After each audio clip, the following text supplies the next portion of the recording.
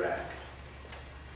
He's always been a bad guy, but he was always our bad guy. Right up to 1990, official Department of Defense documents praised Saddam for vastly improving the education, healthcare, and standard of living of his people, along with women's rights and religious freedom. His regime was called one of the most enlightened, progressive governments in the region. And it was. But there was a problem. The Berlin Wall had come down, the Soviet Union had collapsed, and the first Bush White House had to find another bad guy fast to justify the defense budget. And they did, Saddam Hussein. They suckered him into attacking Kuwait, and the first Gulf War was on. Now the second President Bush wants his Gulf War too. You know, starting a preemptive war against Iraq would be immoral, would be costly in terms of American lives and in dollars. Hasn't that one come true?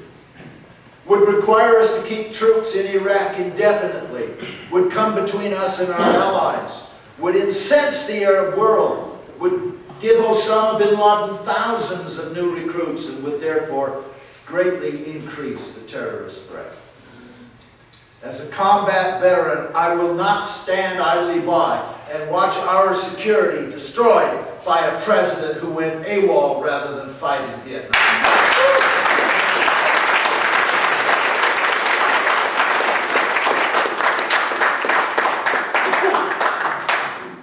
When I joined the Air Force, I swore to uphold the Constitution of the United States against all enemies, foreign and domestic.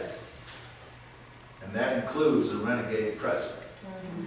If they go ahead with this war, I will call for the impeachment of George W. Bush, Dick Cheney, and the whole oil mafia. This war would be treason. God bless America, and God save us from George W. Bush.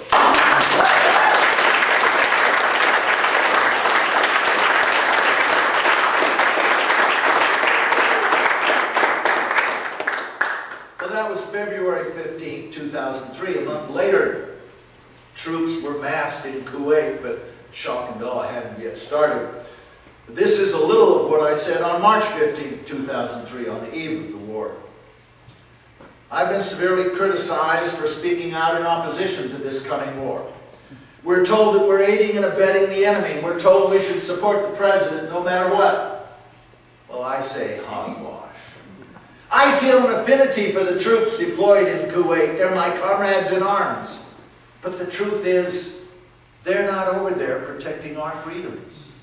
Our freedoms are not under attack by Saddam Hussein.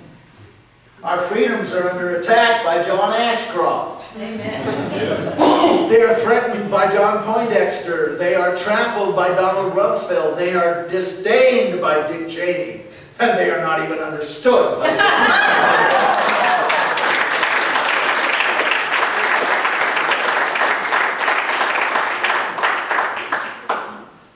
troops surrounding Iraq are not protecting us. We are protecting them and their honor and their freedoms by speaking truth to power. And here is the truth.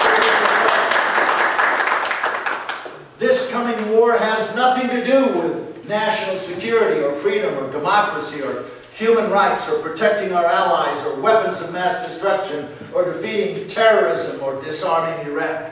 It has to do with money, it has to do with oil, and it has to do with raw imperial power, and it's wrong.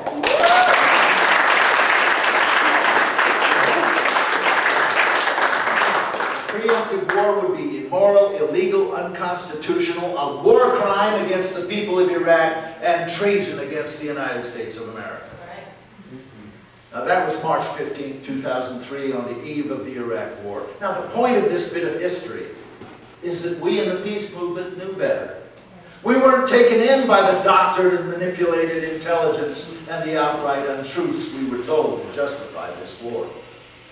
Just one more little bit of history. I'd like to quote briefly from the memoirs of the first President Bush, written before his son got the job. I quote, "Trying to eliminate Saddam would have incurred incalculable human and political costs. We would have been forced to occupy Baghdad and, in effect, rule Iraq. There was no viable exit strategy we could see. Had we gone the invasion route, the United States could conceivably still be an occupying power in a bitterly hostile land. Unquote. My sisters and brothers, it's just too darn bad his son doesn't read.